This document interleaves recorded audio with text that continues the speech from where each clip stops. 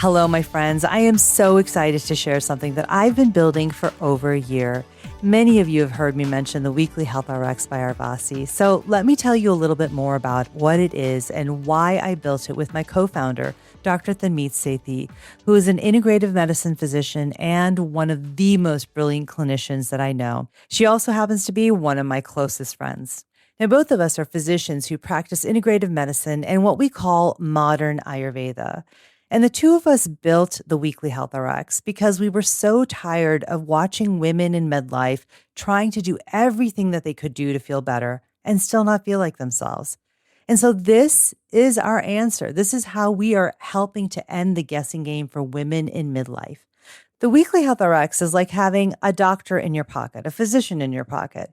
It's a weekly audio prescription for women in perimenopause and menopause that is physician-led and evidence and science-backed, built around your biology, your dosha, your mind-body constitution. Because generic advice doesn't work. Personalized prescriptions, they work.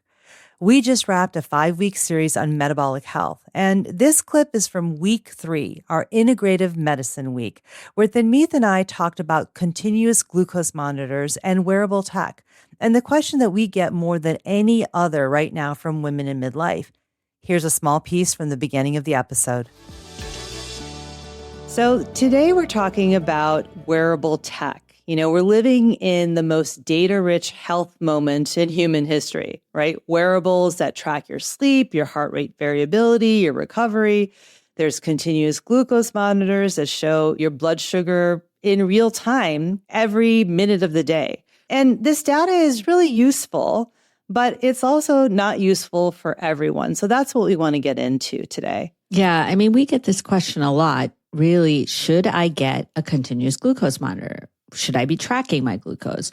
And it deserves a real answer, but essentially, yes, everyone could and look for their glucose, but there's also an answer for your dosha. Because for some of you, a CGM, as we would call it, would be clarifying. And for others, it can raise the cortisol that it's supposed to help manage. So your dosha becomes really important about determining which answer is right for you. You can have a conversation with your physician as well about this.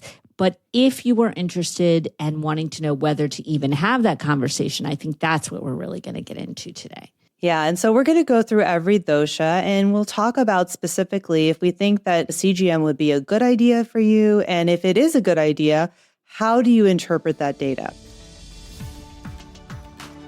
So friends, that's a small taste of week 3 of the Metabolic Health series on the Weekly Health RX. In the rest of the episode, we go through whether a CGM is the right tool for your constitution. And we go through all 5 doshas.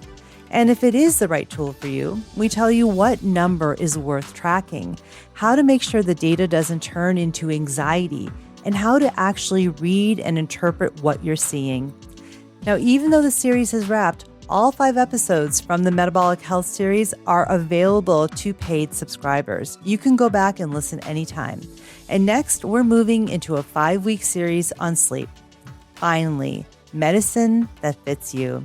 Come find us on Substack at weeklyhealthrx.substack.com. It's linked in the show notes for you. It's free to start. Until next time, be well.